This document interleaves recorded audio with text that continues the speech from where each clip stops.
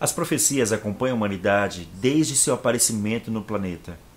Algumas profecias se cumpriram, e muitas não passaram de intromissões de medo na mente coletiva. Em verdade, eu lhes digo que é muito difícil alguém prever um acontecimento futuro no mundo de possibilidades quânticas como o nosso. Quando ocorre a realização de uma profecia predita há muito tempo, das duas uma. Ou o profeta é aquele que vai realizar de alguma forma o que prediz, ou ele tem conhecimento de causas naturais e ciclos, podendo prever o acontecimento com certa precisão. Sabemos que tudo corre em ciclos no universo até agora conhecido. Chegou então o momento de apresentar a quinta lei hermética, o princípio do ritmo. Tudo tem um fluxo e refluxo. Tudo tem suas marés. Tudo sobe e desce. Tudo se manifesta por oscilações compensadas. A medida do movimento à direita é a medida do movimento à esquerda. O ritmo é a compensação e tudo corre em ciclos alternados. Ao analisarmos este princípio, temos que compreender que o universo, da forma como nós o conhecemos, é influenciado por este constante fluxo e refluxo, por este movimento de atração e repulsão, que o torna tão complexo e ao mesmo tempo tão perfeito.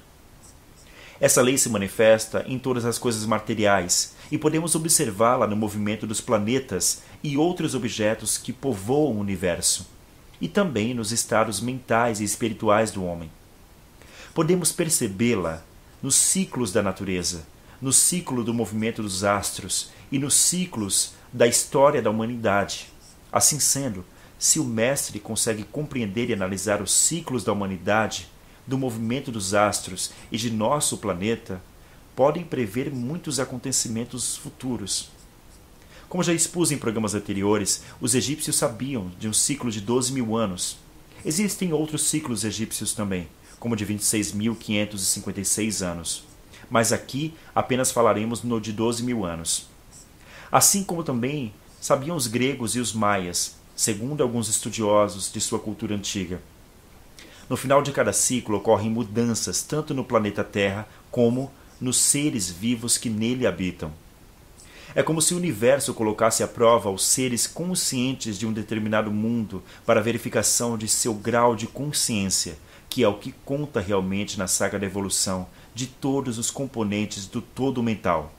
A humanidade, de 2.000 anos atrás, pelo visto, em sua maioria, não passou no teste aplicado. Somente alguns poucos conseguiram a evolução necessária. No próximo bloco, vamos investigar o princípio de causa e efeito. Não saia daí, pois está entrando no ar o 6º programa da série O Despertar dos Deuses, aqui pelo CCU, Consciência Cósmica Universal, o seu canal do conhecimento.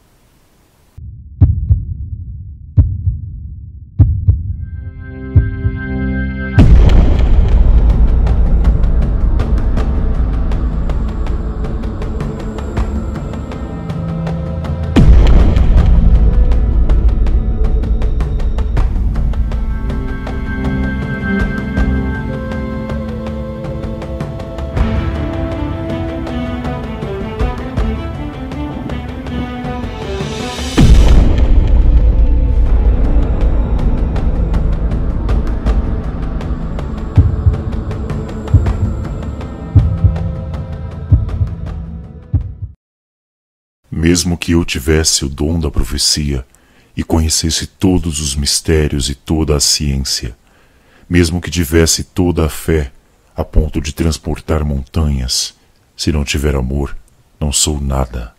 1 Coríntios 13. Estamos de volta com o 2º bloco do Despertar dos Deuses.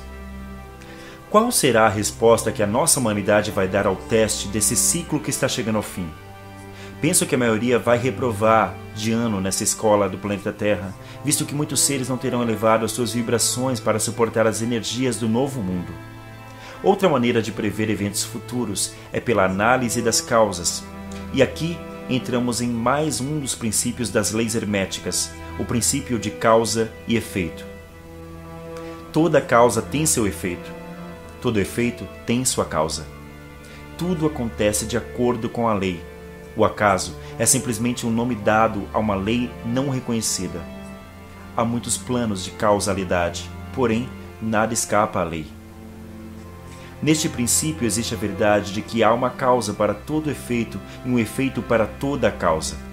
E o mestre Kybalion nos ensina também que nada acontece sem uma razão, mesmo se a causa é desconhecida, pois tudo é denominado pela lei. Para nos elevarmos acima da lei da causa e efeito, é necessário muito estudo, muita meditação e a compreensão profunda de todos os princípios herméticos que fazem do iniciado um verdadeiro mestre.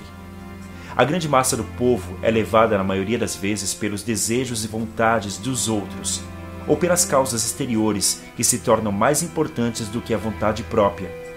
As massas agem coletivamente como agem os animais de uma mesma espécie ao se comportarem da mesma forma que seus pares. O verdadeiro iniciado deve elevar-se acima da massa, exercitando a sua vontade para poder exercer seu livre arbítrio. Para escaparmos desta lei que nos ata a sucessivas repetições, devemos antes de mais nada controlar a nossa mente e os nossos atos para superarmos a roda repetitiva. Para uma melhor previsão futura, é necessário conhecer os tipos de causas. Podemos dizer que há 3 espécies de causas que influenciam as nossas ações: as maduras, as modificáveis e as nascentes. Quanto às maduras, são aquelas que têm seguido seu curso sem serem modificadas por outros atos ou outras conexões. Estão próximas de produzirem seus efeitos. Porta-se como uma bala disparada de uma arma que já está fora do nosso poder de detenção e segue seu curso para algum bem ou para algum mal. Quanto às modificáveis, são aquelas geradas e que operam durante um curto espaço de tempo. Podem ser anuladas ou ratificadas segundo as inclinações do indivíduo ou as novas conexões por ele estabelecidas. Já quanto às nascentes, são as causas que estamos gerando ainda. Deverão produzir seus efeitos somente depois de muitos anos, podendo ainda ser modificadas se percebermos seus efeitos com o tempo. A previsão mais próxima do que vai acontecer só pode ser feita com as causas maduras, visto que para essas a mudança é praticamente impossível. Como eu disse antes, é muito difícil alguém prever um acontecimento futuro. Quando ocorre de uma profecia predita ser realizada, ou o profeta é aquele que realizou de alguma forma o que predisse, ou ele teve conhecimento de antemão de causas naturais e ciclos envolvidos, podendo prever o acontecimento com certa precisão. Só que no caso, causas maduras e não as nascentes ou os modificáveis. Isso podemos dizer da maioria das profecias bíblicas. Algumas já se realizaram e outras ainda estão por se realizar, mas muitas não se realizaram e nem se realizarão. Aquelas que se realizaram ou vão se realizar, um dos motivos para tal ocorrência é que o mestre que as proferiu sabia da ciência dos ritmos e dos ciclos, percebeu intuitivamente o fato ou ele próprio seria o causador da ocorrência. Sobre aquelas que não se realizaram e nem se realizarão, deve-se ao que foi explicado antes sobre as causas nascentes e as modificáveis. Agora vem uma revelação que vai deixar você dimensional, estarrecido. As profecias também são autorrealizáveis. Isso mesmo. Os antigos, em sua maioria, não sabiam dessa verdade. Aqueles que sabiam achavam por bem não revelá-la ao povo, justamente esperando a ocorrência das previsões. A profecia do fim do mundo foi proferida há muito tempo por personagens considerados confiáveis como o Mestre Jesus, o Cristo, Sananda. Não predisseram a data, deixando-a em aberto, mas proferiram o acontecimento. E isso ficou impregnado na mente coletiva da humanidade por milênios, e de vez em quando isso é lembrado e vem à tona com força total. Ao ser alimentada na mente coletiva, a profecia vira uma espécie de causa madura, levando ao seu cumprimento. Lembra do caso do fim do mundo em 2012 e a tal profecia maia? A sorte é que muitos começaram a dizer que a profecia maia falava de mudança de ciclo e não de destruição total do planeta. Mas teve muita gente que ganhou dinheiro com essa história. E teve também os arautos das desgraças que espalhavam medo entre as pessoas de mente fraca. Tiveram pessoas, algumas se dizendo experts no assunto, que nas redes sociais e em seus blogs viviam espalhando medo nas pessoas. Falavam sobre 2012, sobre o tal cometa Lenin, que ia se chocar com a Terra e outras baboseiras. O tal cometa Lenin passou e nada aconteceu. O astro que devemos nos preocupar é um outro que está vindo. E o pior é que essas pessoas que têm muitos seguidores e gente de cabeça fraca, porque acredita em tudo que elas falam. Depois de 2012, muitos se questionaram: onde foi parar o fim do mundo e o cometa Lenin? Mas daí os seguidores vieram dizendo que jamais foi afirmado que ia ocorrer, apenas levantaram a hipótese de isso ocorrer. São cegos guiando outros cegos. Existe uma tal Bíblia, Cobre, tida como escrita pelos egípcios após o Êxodo e pelos celtas após a morte de Jesus. Ela oferece relatos históricos sobre as andanças de um planeta, na verdade, uma estrela anã escura, cuja órbita a leva de um lado ao outro do nosso sistema solar, passando por um sistema solar vizinho. Os egípcios o chamavam de o Destruidor. Os druidas, antepassados dos celtas, o chamavam de o Espantador ou o Apavorante. Assim sendo, sabendo dessa verdade da autorrealização das profecias a partir de agora, vamos evitar o cumprimento de muitas profecias que não queremos que se realizem por meio da mudança do nosso foco mental coletivo. Foque naquilo que quer, não naquilo que não quer. Agora cabe aqui um espaço para falarmos sobre o tal Jogo Illuminati, INWO. Foi criada por Steven Jackson Games em 1990 e foi lançado apenas em 1995, baseado no romance The Illuminations Trilogy. INWO ganhou seu prêmio Origins de melhor jogo de carta em 1997. Muitos afirmam ser esse jogo uma espécie de agenda de uma conspiração dos tais donos do mundo, os Illuminatis, e que colocaram nesse jogo avisam para os que queiram saber dos acontecimentos futuros. Contudo, alguns dizem que é fruto de evidência psíquica. Bem, em relação à primeira hipótese de esse jogo ser uma espécie de agenda de uma conspiração dos donos do mundo, só posso dizer que ela é infundada. Esse jogo tem um aviso da queda das Torres Gêmeas, tem um anúncio de que a Alemanha iria ganhar do Brasil na Copa de 2014 e que ela ganharia essa Copa. Francamente, né? Não tem mortal ou grupo de mortais neste mundo que tenham condições de controlar uma situação tão distante e com tantas variáveis quânticas, a não ser que tenham recebido essas informações de seres de outro plano dimensional, né? Quanto à segunda hipótese, a da vidência psíquica, eu posso dizer que nenhum vidente acertaria tanto e com tamanha certeza tais eventos. Então, qual é a minha versão para estes acertos? É fácil responder. Bom, de que alguém viajou no tempo e observou esses acontecimentos, relatando depois ao Steven Jackson, ou outro que acabou relatando a ele. Ah, para de viajar na maionese, né? Que furada. Parece até que eu estou ouvindo essa frase da sua boca aí que está assistindo o vídeo agora. Mas veja bem, em 1947 foi feita uma experiência de teletransporte de um navio. É isso mesmo que você ouviu. Teletransporte. Quem disse que desde aquela época eles ficaram só nessa experiência? O experimento se chamava Philadelphia Project Rainbow. Foi supostamente baseado nos aspectos da teoria do campo unificado, um termo que foi cunhado por Albert Einstein e também baseado em experimentos de Nikola Tesla. O destroyer de escolta da USS Eldridge foi equipado com os necessários equipamentos do estaleiro naval da Filadélfia e com certeza aprimoraram a máquina do tempo. E mesmo tendo reveses e perdas humanas nisso, acabaram por ter algum sucesso. Pesquise sobre o projeto Filadélfia e as pessoas envolvidas. Outra forma de viajar no tempo que tanto os russos quanto os norte-americanos estão há tempos investigando é o tal da visão remota. Pessoas são treinadas em projetos secretos a fim de viajarem mentalmente ao futuro e trazerem informações preciosas. Claro, lembrando sempre que só podem ser vistos os efeitos de causas maduras, que já foram preditas há muito tempo. Temos o trabalho do Dr. Puthoff, Ino Swan e outros do Instituto de Investigação de Stanford, que investigaram e desenvolveram a visão remota, produzindo resultados fantásticos.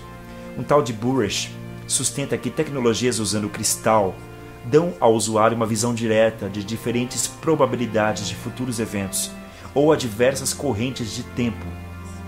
Assim, enquanto a tecnologia de portais estelares nos permite viajar ou enviar material de ida e volta no tempo, o cristal permite à pessoa a ver prováveis eventos futuros ou o que está ocorrendo em uma diferente sequência de tempo ou dimensão. Outro exemplo de profecia autorrealizável é o caso da possível Terceira Guerra Mundial.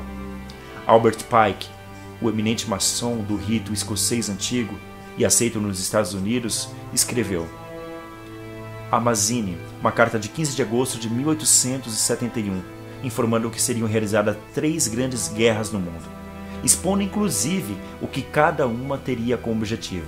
Quer saber quais são? Então não saia daí que o Despertar dos Deuses volta já já.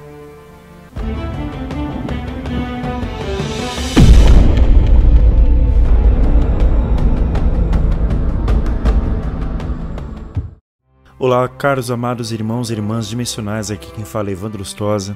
Eu estou aqui mais uma vez para agradecer o profundo carinho que eu tenho recebido por cada mensagem que vocês me enviam, a cada vídeo que é postado no ar, aí desse projeto que foi pensado especialmente para o desenvolvimento de cada um, de cada dimensional que precisa, tá enxergando as novas realidades, considerando a quebra desses paradigmas que foi nos impostos há tanto tempo, e que chega o momento da gente começar a perceber que há algo mais. Então, muito obrigado pelo carinho de todos vocês e reforço sempre o convite para que vocês possam estar continuando participando desse projeto até o último vídeo. Continue comentando, continue compartilhando. Qualquer dúvida, crítica, construtiva ou sugestão, nos escreva, por favor, no e-mail ccu.conscienciacosmicouniversal@gmail.com ccu.conscienciacosmicouniversal@gmail.com, tudo minúsculo e sem acento. Nos procure também pelos nossos canais no Facebook e também no YouTube. Se inscreva, os links vão estar na postagem abaixo desse vídeo. E se você perdeu um de nossos programas, não se preocupe. Aqui abaixo na descrição deste vídeo vão estar todos os links dos programas que estão no ar até agora. Lembrando que o projeto ainda está no ar e temos muitos outros vídeos a serem lançados, então fiquem atentos no canal do CCU.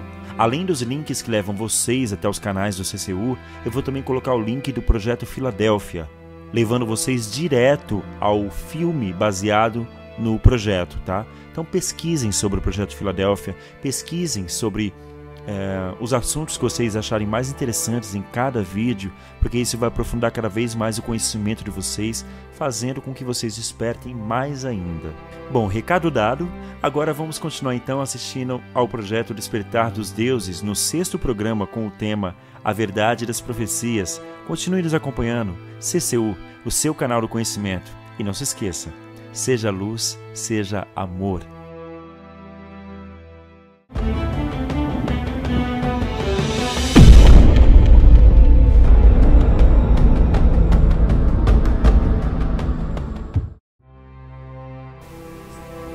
Começa agora o 3º bloco do Despertar dos Deuses. Terminamos o 2º bloco deixando uma pulga atrás da sua orelha, não é? Mas então, quais seriam os objetivos das 3 guerras mundiais que Albert Pike escreveu na carta intitulada Mazzini, em 15 de agosto de 1871?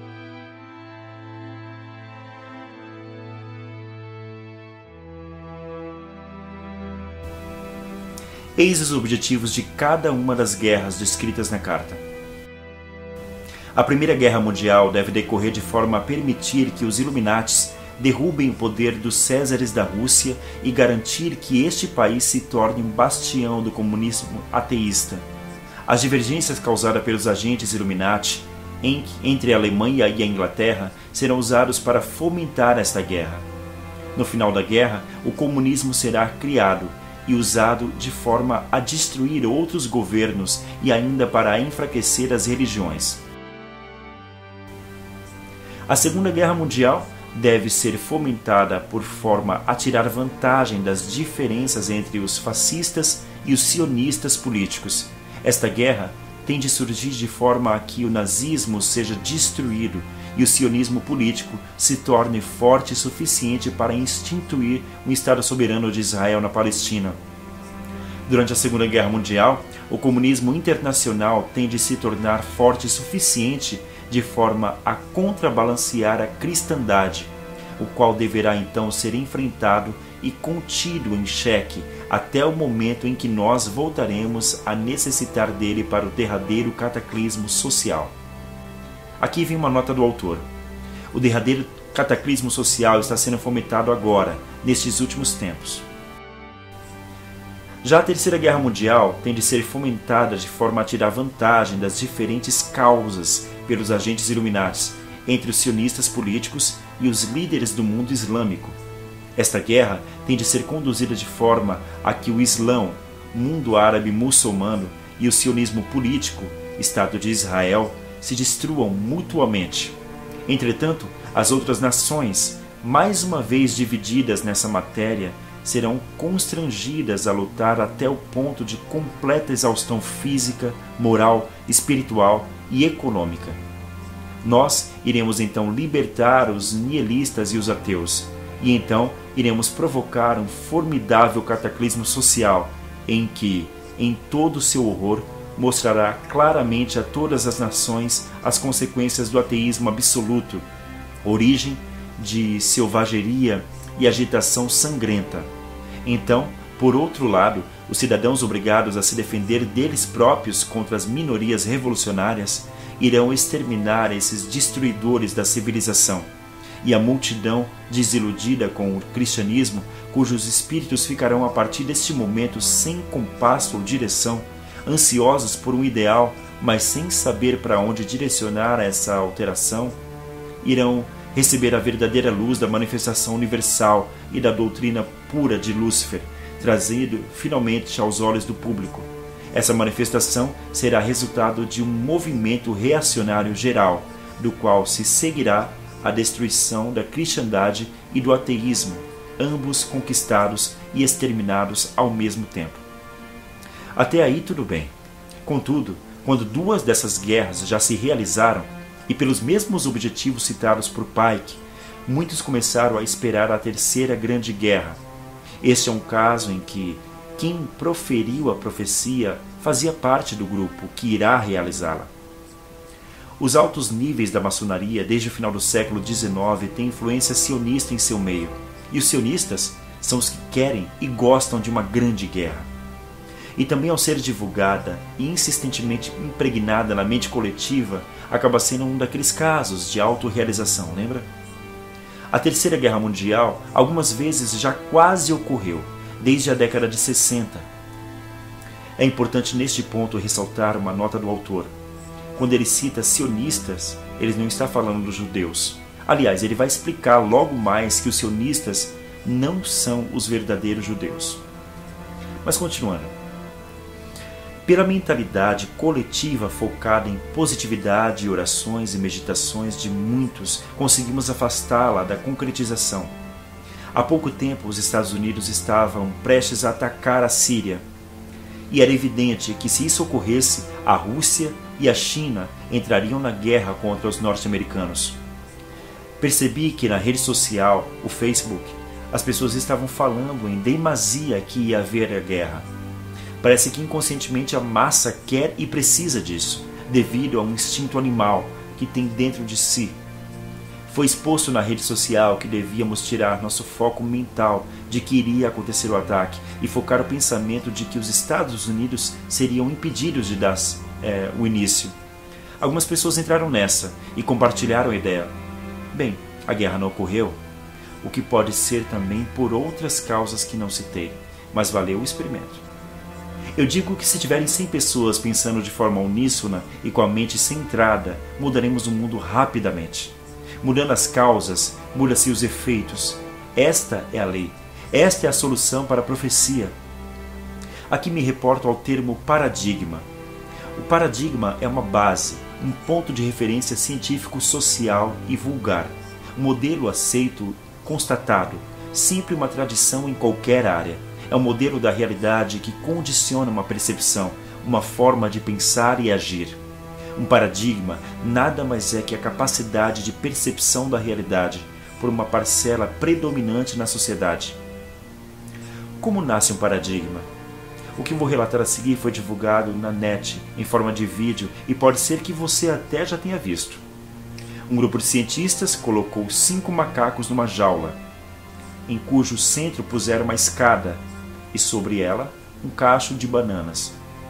Quando o macaco subia a escada para apanhar as bananas, os cientistas lançavam nele um jato de água fria, em todos, na verdade. Depois de certo tempo, quando o macaco ia subir na escada, os outros enchiam de pancadas. Passados mais algum tempo, nenhum macaco subia mais na escada, apesar da tentação das bananas, Então os cientistas substituíram um dos 5 macacos. A primeira coisa que ele fez foi subir a escada, dela sendo rapidamente retirada pelos outros, que o surraram. Depois de algumas surras, um novo integrante não mais subia a escada. Um segundo substituto foi colocado em seu lugar. E o mesmo ocorreu, tendo o primeiro substituto participado, com entusiasmo da surra no novato. Um terceiro foi trocado, e repetiu-se o fato. Um quarto, e finalmente, o último dos veteranos foi substituído. Os cientistas ficaram então com um grupo de 5 macacos que, mesmo nunca tendo tomado um banho frio, continuavam batendo naquele que tentasse chegar às bananas. Se fosse possível perguntar a algum deles por que batiam em quem tentasse subir as escadas, com certeza a resposta seria: não sei, as coisas sempre foram assim por aqui. Isso me faz lembrar da teoria dos campos mórficos. Rupert Sheldrake elaborou uma teoria que procurava explicar essas influências e que pode muito bem encaixar a questão de mudar as coisas com a influência da mentalidade coletiva.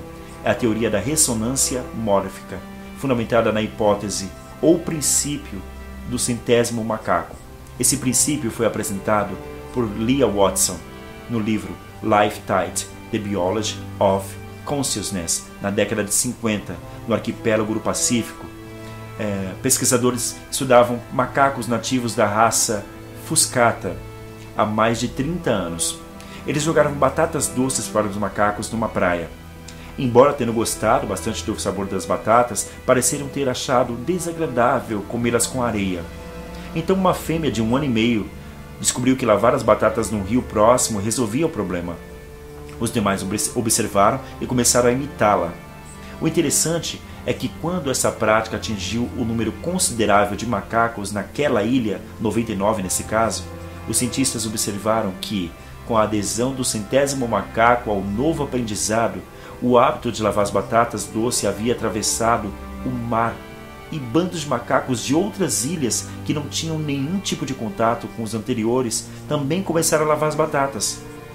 Essa experiência mostrou que quando um grupo de indivíduos começa a assumir um novo padrão de comportamento, chegando a atingir um determinado número crítico, todos os outros indivíduos dessa espécie passam a se comportar desta forma, mesmo sem se comunicarem pessoalmente por ressonância. Ultimamente, a física quântica vem estudando esse fenômeno, afirmando que quando certo número crítico de indivíduos atinge a consciência, seja a respeito do que for, essa nova consciência passa a ser automaticamente comunicada de uma mente a outra, sem que seja preciso esforço algum. Nesse sentido, podemos afirmar que, se os homens quiserem agir como seres excelsos, ou os deuses, terão que formar um campo mórfico com uma mentalidade única sobre um determinado assunto, caso queiram realmente transformar a realidade para melhor. Vale lembrar ainda o que foi relatado antes, que os egípcios sabiam de um ciclo de 12.000 anos, bem como também sabiam os maias e os gregos. Ao final de cada ciclo, ocorrem mudanças tanto no planeta quanto nos seres vivos que na Terra habitam, a fim de que os seres conscientes de um determinado mundo sejam colocados à prova para a verificação do grau de consciência, o que realmente é e o que fazem a grande diferença no todo mental. Foi dito que a humanidade de 2.000 anos atrás, pelo visto, em sua maioria, não passou no teste aplicado. Somente alguns poucos conseguiram a evolução necessária. Foi dito também que devemos esperar para ver a resposta que a nossa humanidade vai dar ao teste desse ciclo, que está chegando ao fim sim. A grande questão é que a humanidade colocou em marcha algumas ligações por meio de suas ações individual e coletivamente, ou seja, caracterizou algumas causas que seguem seu curso para resultar em alguns efeitos.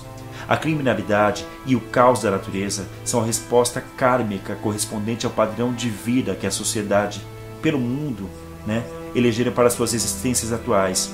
É a história da Atlântida que se repete nos tempos modernos, e breve, cataclismos semelhantes ao da Grande Ilha repetir-se-ão por todo o planeta, em resposta às ações anticrísticas do homem. Isso não tem muito a ver com o castigo de Deus ou coisa parecida. Tem mais a ver com as leis eternas e imutáveis do cosmos. Por trás da ação devastadora dos 4 elementos da natureza, existe apenas o objetivo de sanear, regenerar e preparar o planeta para um novo modo de vida dos sobreviventes e seus descendentes a partir de então. É impossível sanear, urbanizar e fornecer um bom nível de qualidade de vida aos futuros moradores de uma antiga favela, por exemplo, sem derrubarmos todos os barracos, limpar e preparar o terreno necessário. Somente dessa forma é possível modificar as ruas, implantar rede de água potável, de esgoto, de eletricidade, calçadas, asfaltos, praças e as novas moradias, entende? É dessa forma que a grande transição deve ser encarada. É como se a humanidade tivesse selado o seu destino de tal forma que ela deve passar por seleções naturais ou seleções implantadas por seres excelsos, causando o ocaso da nossa civilização, a fim de que, do estrume que dela reste, possa surgir uma nova civilização mais consciente e bem mais humana. No entanto, como estudamos mecanismos de profecias, verificamos que o destino da humanidade não está selado de forma definitiva. Tem muitas causas nascentes e modificáveis que podemos alterar por meio de nossa consciência. Estamos chegando ao final de mais um programa Despertar dos Deuses. No próximo programa, o 7º da nossa temporada, estaremos abordando o tema A Conjura. Então, nos vemos no próximo programa. Não esqueça, seja luz, seja amor.